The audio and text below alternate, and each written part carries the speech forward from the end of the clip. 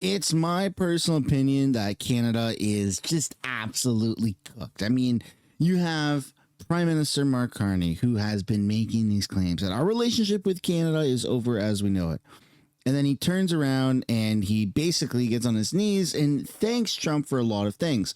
Well, these negotiations of these ongoing trade deals, removing tariffs on steel and aluminum and the whole auto working sector and the whole shebang has just imploded. And so I'm seeing it, and without any media telling me how to think, I'm seeing it going, well, that's just not good for Canada, given the fact that Trump said, we're done with negotiations because of Mark Carney.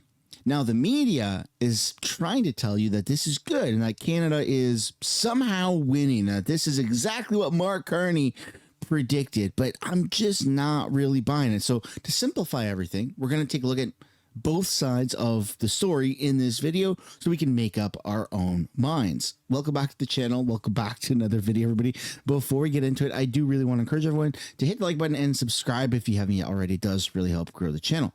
And before we get into the meat and potatoes of the video, I do have a special message from today's sponsor. Something I actually ask myself from time to time is, how is there not been a documentary or a film that's been made about the corruption, the scandals, the abuse here in Canada that Canadians, everyday Canadians, have been enduring from this totalitarian government? And it turns out that it's actually coming. And it turns out that they wanted to sponsor this part of the video. Broken Country Film made an actual film that breaks down everything wrong with the government. And they went across the country and interviewed everyday people. It's absolutely insane that all of this is being documented. Like, out of all of the movies and films that have been coming out recently, this is one that I'm most excited for, and we all get to share it together. It's hard to make money in Canada.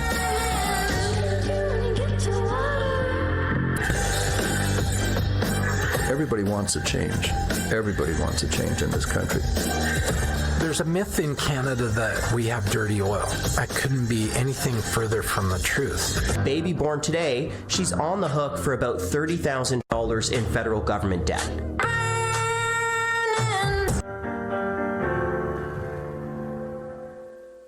You know what the coolest part about all this is that they're actually giving away $5,000 to somebody, a lucky person who goes to their Instagram account, broken.country.film. The link is down below in the description and the pinned comment below for your convenience. You go to their Instagram account, you comment on one thing that you think is broken in this country. That's it. You could leave as many comments as you want. Imagine that. You literally have as much ammunition as you could possibly want, and they are going to select a winner by Canada Day and reward that person with 5,000 smackaroos, which is insane, incredibly generous. So thank you so much, Broken Country Film, for sponsoring today's video. Go check out their Instagram immediately. Digital service tax. Canada is trying to get retroactive money for digital services that America has in Canada. It's very greasy. It doesn't seem like Trump and Carney ever talked about that at the G7. And I can imagine that Trump is feeling quite a bit of betrayal coming to the G7 in Alberta, in Canada, to talk to Mark Carney and other world leaders. Everyone got along. Trump went and dealt with World War III, put an end to that. And now all of a sudden, the man that just invited him into his own country, or into the country Canada, is now like, haha, we have a retroactive tax. Not a tax that starts today, but that started a while ago. You owe us money.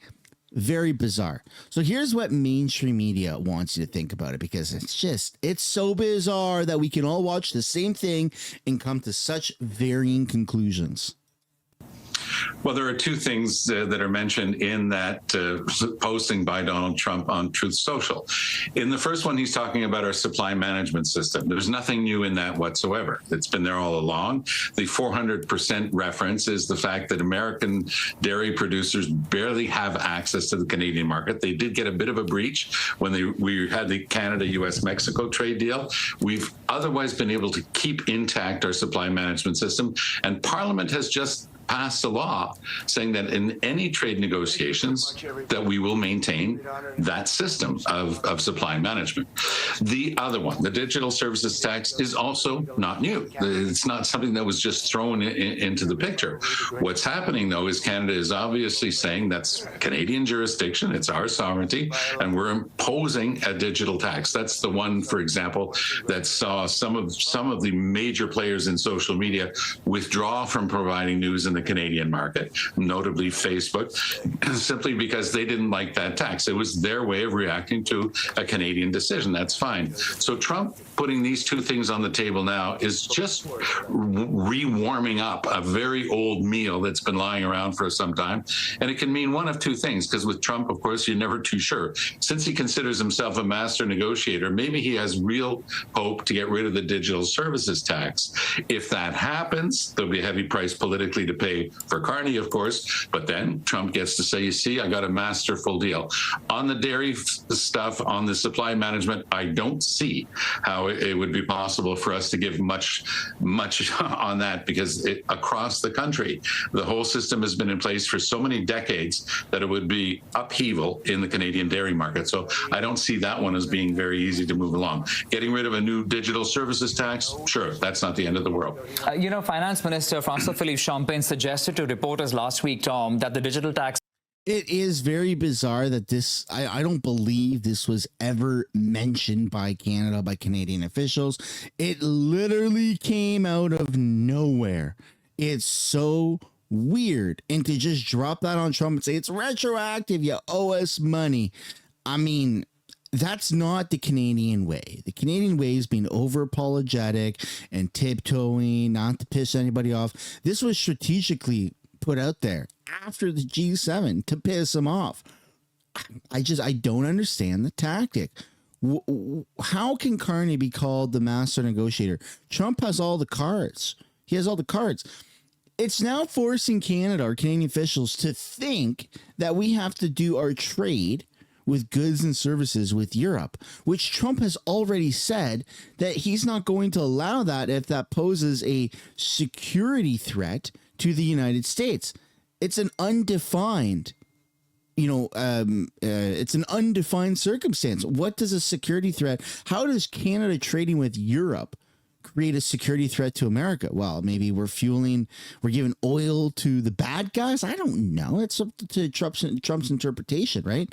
It's just, this is setting us up for failure, man. I don't agree with treating our neighbors like this. If America had done something greasy like this to us, we'd be very pissed. May be negotiated as part of the broader ongoing U.S.-Canada trade discussions. He said, and I quote him here, obviously all of that is something that we're considering as part of our broader discussions that you may have. Now, we understand that the first levy, if we can call it that, the first payment for digital tax was supposed to go out on Monday. In your understanding of what has happened now in this hour, do you think that will still happen on Monday? Yes, but I also think that there are negotiations going on, and that's the signal that you just correctly read in what François-Philippe Champagne said. He's basically showing his hand and saying we're willing to negotiate this thing away if it's to get the broader trade deal. So what's Trump's game? How does he always play the game? It's always the same way. He has to show that he's the winner. So he's setting it up to say, oh, these are the two things that I have to fight against. This digital services tax, boy, that's an attack on American corporations. We can't have that. He's probably almost got that in his pocket now. So he's going to say that he's shutting the thing down and then say that Canada came crawling back and finally gave him what he wanted. Tom, what do you make of this timeline? Because the president has this habit of, 1 week, 2 weeks, 15 days, 2 months. And now he says, and I'm going to quote him, that within the next 7-day period, we will let Canada know the tariff that they will be paying to do business with the United States of America. What do you make of this 1 week period? It's the same thing. No, see, the shit-eating grin that Tom Mulcair has on his face. Well, this is what Trump is, how he always goes about it, and I have no doubt in my mind that at some point Trump will probably say, and Canada just came crawling back like we always knew they would. That's probably going to happen, but I don't think that he understands that Trump is not as predictable as what he thinks he is. Trump is I don't want to say a wild card right now as a master negotiator. He just solved a few wars on a weekend, putting the flames out of World War III escalations. Like, it's wild how this man is able to negotiate. So is Trump now going to revisit the little pest that Canada is and say, well, you know, we really gonna give them what they want or else they're going to continue being pests? Or is he going to make our lives absolutely miserable? I think that he's going to make our lives absolutely miserable, and Canada's not going to have a choice but to, well, bend the knee and put the elbows down. I mean, that's just how I see it, but I'd love to know what you guys think down below in the comments. Next up, we're going to take a look at what Kevin OLeary has to say, because Kevin is actually pretty close to President Trump in terms of his amount of Mar-a-Lago visits and being a successful businessman. So let's see what he's got to say. Trade negotiations with Canada. He says he's terminating the talks over a tax on technology firms like Meta and Amazon. They put a tax on companies that were American companies that they shouldn't, very severe tax. I guess they could remove it. They will, but I don't really, I mean, it doesn't matter to me. We have all the cards. It's not going to work out well for Canada. They were foolish to do it. And so I said, we're going to stop all negotiations with Canada right now until they straighten out their act. When President Trump says it's not going to work out well for so-and-so country, it doesn't work out well for so-and-so country. I mean, for crying out loud, the man bombed Iran and then put out a freaking remix of Bomb Bomb Iran. Ooh. Like, come on, we're not dealing with like a regular human being here. We're dealing with someone who is out to publicly humiliate other people, other world leaders, like the master negotiator. Not a regular human being in a derogatory sense. I like Trump. I've said that many times, but I'm scared for Canada at this point. This is not good for us to be in the crosshairs like this.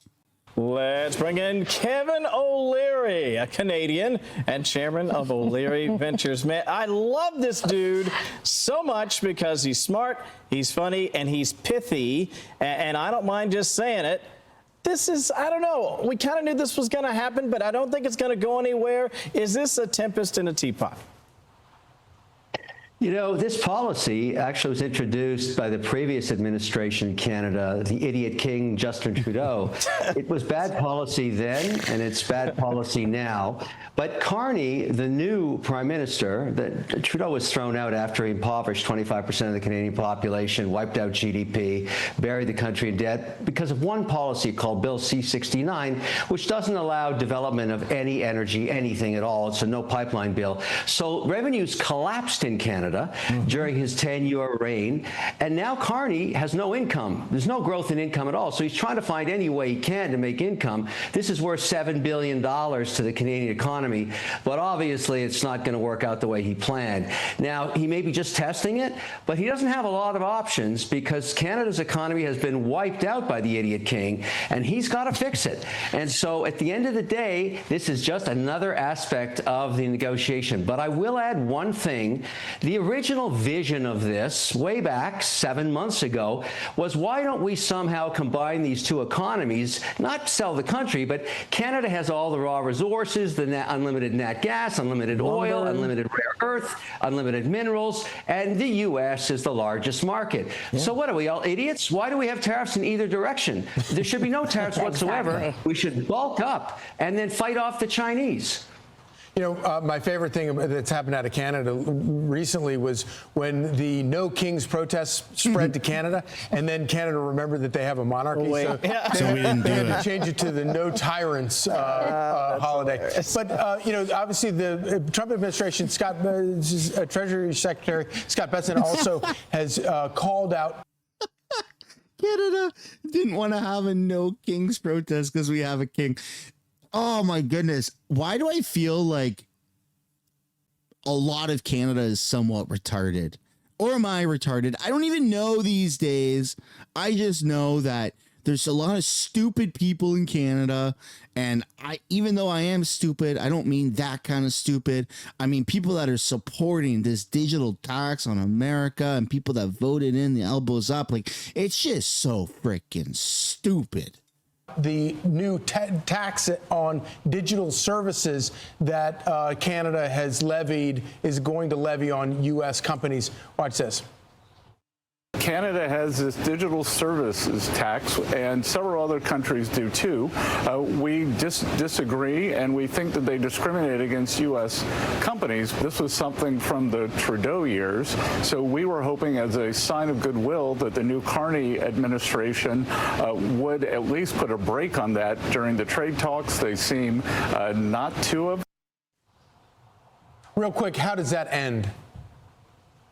Well, Carney's pragmatic. There's no question about that. He obviously tested the waters with this. He got a very vicious reaction from Trump, and now he's probably thinking it through the weekend, deciding what to do next, because he definitely wants to get a trade deal done and start to normalize relationships between Canada and the U.S. It's in both sides' benefit. But if this is going to be the sticking point, it's not worth fighting for this, because it is a tariff on tech companies the same way Europe did it. And the majority of tech that's used in Canada comes from the U.S. It always has. Yeah. And so I don't think this is a winning strategy for Carney. But as I say, there's a lot of optimism around him because he is not the idiot king. He's a lot more pragmatic. Well, let's see if he is. I think he is a bit of an idiot king, an idiot queen, for that matter. I don't think that this was a smart move at all. I think that there are other hills to die on, right? If you don't want to become the 51st state, Canada keeping its sovereignty. Now that's a good hill to die on if that's what you wish. But a digital service tax, like a tariff on tech, that's just bizarre. That's just really weird. Tech companies traditionally do not comply very well with Canadian government. That's why you can't view the news on Facebook in Canada. Did you know that? That's still a thing. You cannot go on Facebook and Instagram and view the news as a Canadian. If you're in Canada, you can't view like True North. You can't view CBC, CTV on Facebook and Instagram. At least it was a thing, and I'm pretty sure it still is a thing. You're not allowed to view the news, the Canadian news in Canada, on those social media platforms because of a weird deal of Trudeau trying to force more money out of these American tech companies. And now Carney's trying to kind of do the same, but through the government. It's just weird. I don't agree with it, man. We definitely have a new president, so that might help in the negotiations as well, because he's good at that art of a deal. Let's look at this, because in New York City, developers are freaking out over Membani's sudden rise. They're worried that he might win. They're looking at ways to, band together to maybe look for an alternative candidate. Explain why developers are so worried about this socialist winning. I'm a developer. Let me explain why. Long-term capital. We need stability on policy desperately. New York has been a mess for years now in terms of putting large amounts of capital in the ground because the policy keeps shifting. Here's another evidence of it again. Yeah, New York about to elect a freaking jihadist mayor or something along the lines. I mean, what is going on with the world right now? You have a literal Hamas sympathizer that's about to be one of the most powerful mayors in America, around the world. New York freaking City.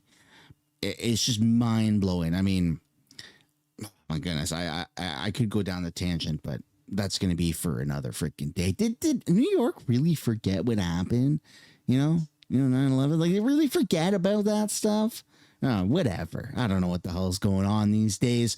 Canada's screwed. Canada's cooked. That's my personal opinion. You don't need Kevin O'Leary to tell you. You don't need me to tell you. We all know that Carney is trying to outpace Justin Trudeau with stupidity, and he's on the right track to do so.